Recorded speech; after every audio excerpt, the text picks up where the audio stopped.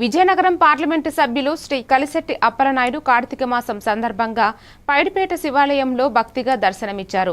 వారు శ్రీ వైద్యనాథేశ్వర స్వామికి పూజలు చేసుకుని ప్రజలు సుఖ సంతోషాలతో, పాడి పంటలతో, ఆర్థిక సంపదతో, ఆరోగ్యవంతంగా, ఆధ్యాత్మిక చింతనతో ఉండాలని ప్రార్థించారు.